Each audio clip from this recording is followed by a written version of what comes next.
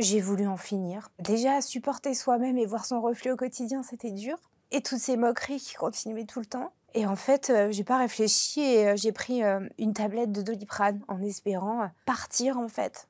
M'endormir et partir. Le 14 février 2025, Alice était de retour avec un nouveau projet. L'ancienne candidate de Mariée au premier regard a sorti son livre autobiographique Je ne lui ai pas toujours souri. À cette occasion, elle s'est confiée dans En privé avec sur les thèmes douloureux qu'elle aborde dans son ouvrage, tels que ses problèmes de poids ou la maladie dont elle a souffert. Bonjour Alice, merci d'avoir accepté notre interview En privé avec. Merci à vous de me recevoir. Et comment ça va?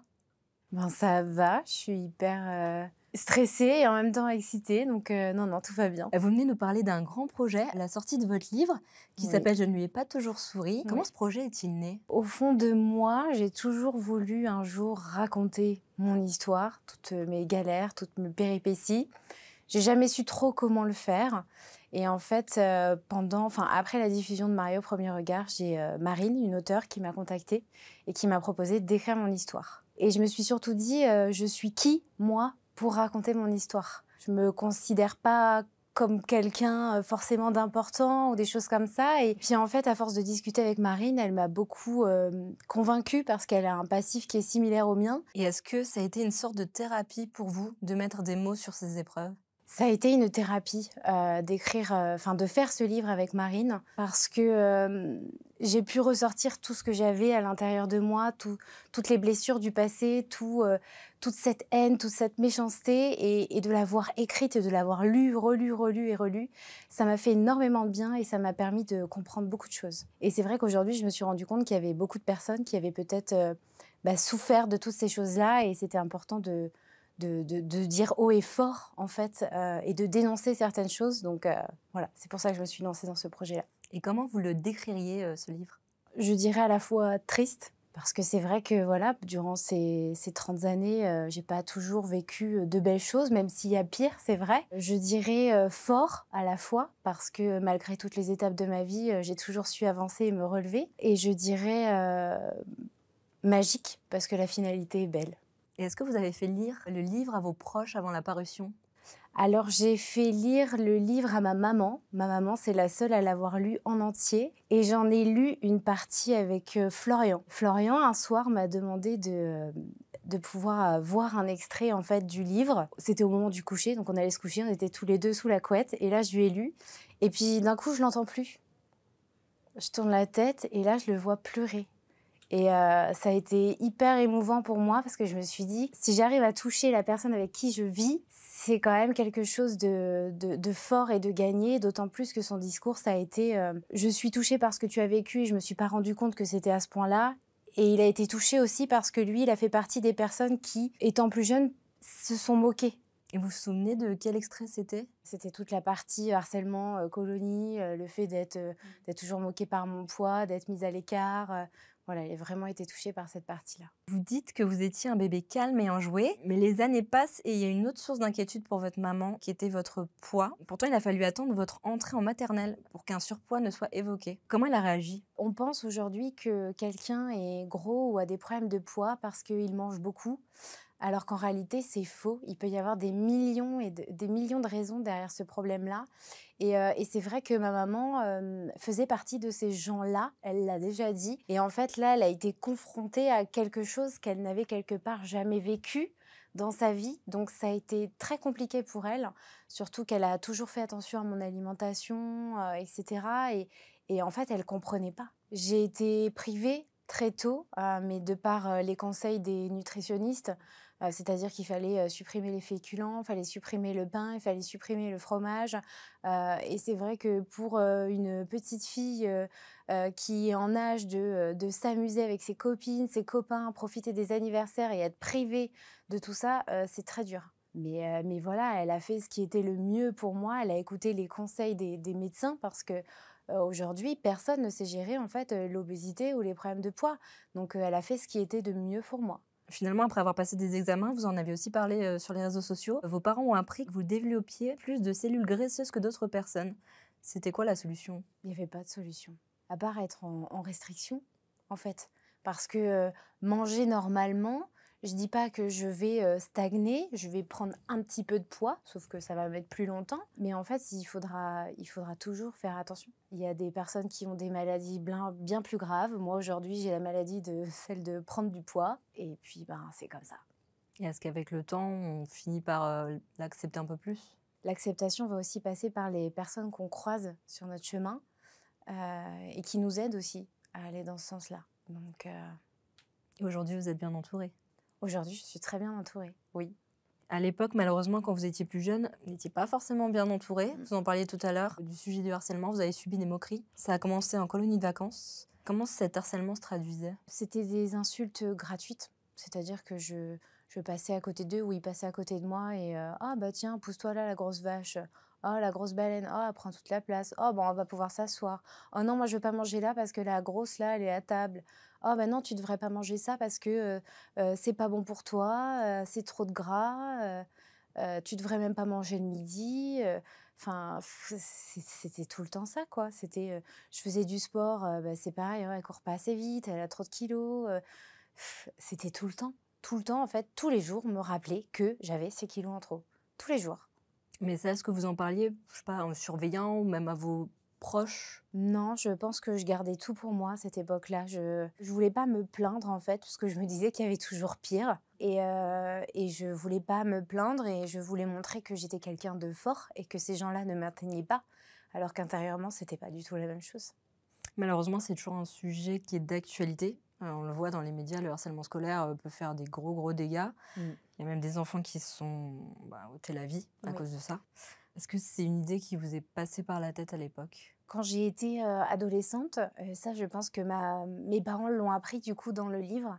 J'en avais jamais parlé. J'ai voulu en finir, tout bêtement. Enfin, tout bêtement. J'ai voulu en finir parce que déjà, supporter soi-même et voir son reflet au quotidien, c'était dur. Et toutes ces moqueries qui continuaient tout le temps.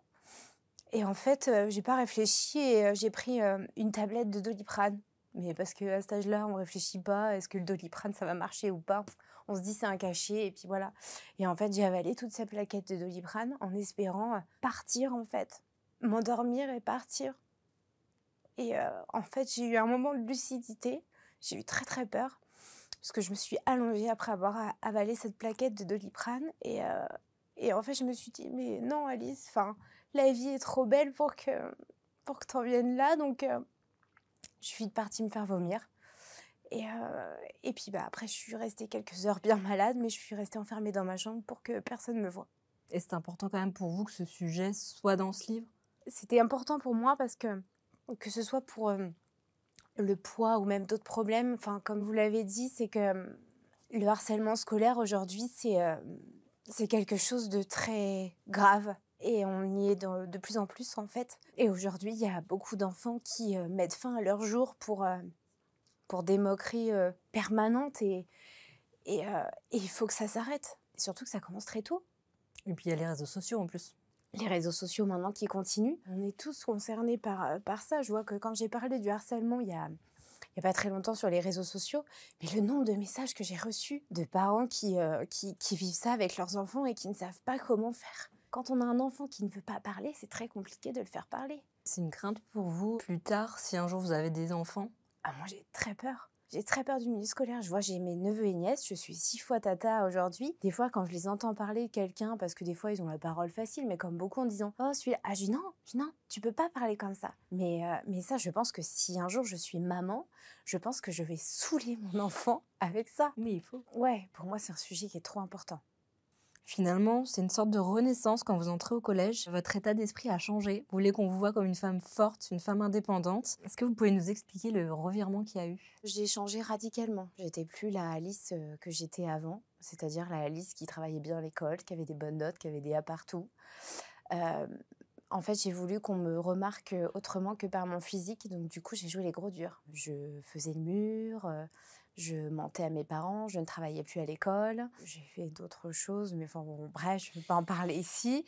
Mais je faisais tout pour me faire remarquer en étant la grosse dure et non la grosse. Ce qui m'a valu des années d'horreur avec mes parents également, hein, puisque ils m'ont pas lâchée. Et ça a été presque 3 années où on ne se parlait quasiment pas. Il n'y avait plus de loisirs, il n'y avait plus de voilà, mais jusqu'au jour où mes parents m'ont changé de collège. Ça, ils vous ont mis dans un collège privé. Dans un collège privé. Et là, en fait, je suis tombée sur des gens, alors ça fait bizarre de dire ça, mais des gens normaux, respectueux, qui m'ont acceptée telle que j'étais. Là, ça a été une renaissance, ça m'a fait du bien. C'est la première fois où je me suis fait de vrais amis. J'ai découvert ce que c'était d'aller passer le samedi après-midi avec des copines, de passer le week-end chez une copine, sortir le mercredi après-midi. Et puis petit à petit, j'ai aussi regagné la confiance de mes parents. À l'époque, vous étiez mis en tête de perdre du poids, vous avez tenté des régimes. Lequel a été le plus efficace? J'ai tenté plusieurs régimes. J'avais tenté le régime avec les Special K, c'était les Kellogg's. Alors je mangeais ça 2 fois par jour. Après j'ai fait Herbalife. C'était une poudre que je diluais avec du yaourt ou un jus de fruits. Donc je mangeais ça 2 fois par jour et un repas normal. Donc j'ai perdu beaucoup de poids, oui, mais en fait je reprenais tout, voire le double derrière en l'espace de peu de temps. Et qu'est-ce que vous recommanderiez vraiment pas à ceux qui vous écoutent? Si je devais recommander quelque chose, c'est surtout de ne pas se priver. C'est hyper important parce que la frustration fait qu'on peut manger 2 fois plus après et puis se sentir pas bien non plus. Donc vaut mieux que ça prenne du temps et que chacun se sente bien plutôt que d'être frustré et de se priver. Vous finissez par reprendre du poids. Vous dites dans le livre que vous atteignez les 110 kilos, une situation qui vous pousse à avoir recours à la chirurgie esthétique. Oui. Vous avez subi une abdominoplastie, un lifting de la poitrine un peu plus tard, et aussi vous avez fait retendre la peau de vos cuisses et de vos bras, vous dites. Oui. Est-ce que ça vous a permis de vous voir autrement? J'ai fait l'abdominoplastie avant de perdre du poids et même après, je me sentais toujours pas bien. Et après, j'ai été dans mon esprit de transformation. Donc là, j'ai perdu du poids, beaucoup. Et après, c'est vrai qu'on en garde des séquelles, hein, la peau qui pend, etc. Et aujourd'hui, j'ai ces cicatrices sur mon corps. Et quand je me regarde dans la glace, c'est pas le corps que j'aurais rêvé avoir. Mais aujourd'hui, je me suis dit stop. Stop avec le regard de moi-même, le regard des autres. C'est voilà, aujourd'hui, c'est comme ça et c'est pas autrement. Et est-ce que vous avez l'impression que le regard des gens a changé à la suite de vos pertes de poids? Ah oui, le regard des hommes a beaucoup changé suite à la perte de poids parce que je suis passée de 110 kilos à 62 kilos pour 1m70. Donc je pense qu'à ce moment-là, d'après ce que nous disent les médecins, normalement c'est très bien. Donc là, quand je sortais, j'étais plus regardée comme la bonne copine. J'étais regardée et considérée pour une potentielle proie. Parce que j'ai déjà entendu ce mot-là. Donc c'est dur de l'entendre, mais à ce moment-là, j'ai eu aussi envie de vivre la jeunesse que j'avais jamais vécue, puisqu'on ne me regardait jamais. Donc ça m'a fait du bien de profiter de cette jeunesse que je n'avais pas eue, mais c'est pas pour autant que ça m'a permis d'être heureuse. Dans votre livre aussi était l'occasion d'évoquer votre relation toxique avec un homme. Oui. Vous l'avez rencontré à la salle de sport. Oui. Tout avait bien commencé, il a fini par vous rabaisser, se montrer violent verbalement, physiquement, ou encore vous dites qu'il vous a séquestré. Oui. Quel a été votre déclic pour sortir d'une telle relation? Je pense que j'ai eu plein de petits déclics avant de sortir de cette relation où je me suis dit mais je suis quand même vachement mieux toute seule qu'avec lui. Le matin où je lui ai dit stop, donc il venait simplement lui en pensant me faire un coucou pour me souhaiter une bonne journée parce que ça faisait une semaine qu'on s'était pas vus. Et en fait je pense qu'il a pas compris ce qui lui arrivait parce qu'il s'est assis à côté de moi et là je lui ai dit écoute faut que je te parle et c'est terminé. Et là en fait j'ai revu sa facette d'homme violent et méchant en action. Bien il m'a pris, il m'a ça a été très dur psychologiquement et je pense que c'est quelque chose qui restera toujours ancré en moi. Mais j'invite grandement toutes les personnes à sortir de ce genre de relation quand on a le moindre doute. J'ai décidé de porter plainte grâce à ma famille parce que de moi-même, je pense que je ne l'aurais pas fait. Et ça a mis 2 ans et demi, je crois, 2 ans et demi avant d'avoir le jugement où il a eu 1 an de prison avec sursis. Je ne l'ai pas fait spécialement pour moi, mais je l'ai aussi fait pour les autres parce que je me dis que ce mec-là, il recommencera en fait. Et je me dis que si un jour il recommence, il y aura eu ma plainte qui sera là et le jour où il recommencera, il le payera réellement. Vous n'avez pas de nouvelles depuis? Non, du tout. Comment réussir à refaire confiance à un homme après avoir vécu de telles choses? On met du temps à refaire confiance à quelqu'un. On prend soin de soi avant tout. J'ai aussi été voir une psychologue. Ça m'a fait énormément de bien. Et puis, une fois que la colère part, on est plus dans l'acceptation. Et puis, une fois qu'on est à passer l'acceptation, et ben, on décide d'aller de l'avant. Donc, j'aurais mis presque 4 ans et que voilà, et que la vie est belle et qu'elle mérite d'être vécue et qu'aujourd'hui, bah, grâce à ça, entre guillemets, je sais encore une fois plus ce que je ne veux plus. Vous avez finalement trouvé le grand amour. J'ai trouvé le grand amour grâce à Marie au premier regard en octobre 2023. Le temps passe puisqu'aujourd'hui, ça va faire 16 mois que nous sommes ensemble. Et je me dis que bah, malgré les aléas de la vie, le soleil brille toujours et voilà, il faut aller chercher la lumière. Et qu'est-ce que vous avez pensé de Florian la première fois que vous l'avez vu parce que je rappelle que vous l'avez rencontré vraiment la première fois le jour du mariage. La première fois où je l'ai vu, je me suis dit ouais, c'est bon, ça va le faire. Voilà. Ouais. C'était plus, c'était une pensée furtive, mais c'était oui, c'est bon, ça va le faire physiquement, c'est ok. Et après, voilà, physiquement, mais le physique ne fait pas tout. Enfin, il y a le reste. Donc non, ça a été un moment incroyable. Et depuis, vous avez emménagé ensemble. Où est-ce que vous habitez désormais? En Charente-Maritime. Et c'est une maison que vous aviez achetée vous, je crois? Alors, on a chacun notre maison. D'accord. On a chacun notre maison. Lui, Florian, a arrêté son activité et il fait des travaux, des rénovations, etc. Donc, il continue à prendre le bac pour aller travailler dans le Médoc, là où il était. Et en fait, 2 nuits par semaine, il dort dans le Médoc. Sinon, en intégralité, on est en Charente-Maritime. Et est-ce qu'il y a un détail qui a été plus difficile à vivre au départ dans votre nouvelle vie à deux? Ben, lui comme moi, on sortait d'une relation de célibataire bien ancrée. Donc, on perd un peu les habitudes de couple. Donc, ça peut être délicat. Mais sinon, voilà, le temps a fait les choses. Et puis, on a vraiment été dans la communication. Donc voilà. Est-ce qu'un autre mariage est prévu? On sait qu'il y a des candidats qui ont souhaité faire une autre union avec plus de proches à la suite de la diffusion. Eh bien, je pense que ça, il faudra le demander à Florian. J'attends D'accord. qu'il fasse sa demande en mariage. Mais vous aimeriez? Moi, j'aimerais bien. C'est vrai que dans l'idée, j'aimerais aller à l'église parce que voilà, mes grands-parents sont catholiques et croyants, pas forcément pratiquants, mais croyants. Donc c'est vrai que ça serait leur faire honneur quelque part. Mais après, déjà, si on pouvait faire une cérémonie laïque en petit comité, mais au moins avec toute notre famille et amis, des plus simples possibles, parce que j'aime pas les choses guindées. C'est pas du tout mon style. Mais voilà, quelque chose de simple et qui nous ressemble. Prendre le temps peut-être de choisir aussi votre robe parmi un plus large panel? Oui, avoir plus de choix, ça c'est clair.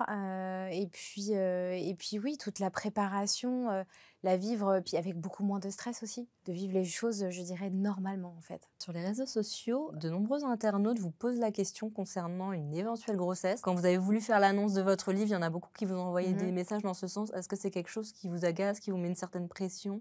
C'est compliqué. Après, je sais qu'on a certains discours où les gens nous disent « Oui, mais tu as choisi le fait d'afficher ta vie. » Oui, j'ai choisi d'afficher ce que j'ai envie de montrer, pas la totalité.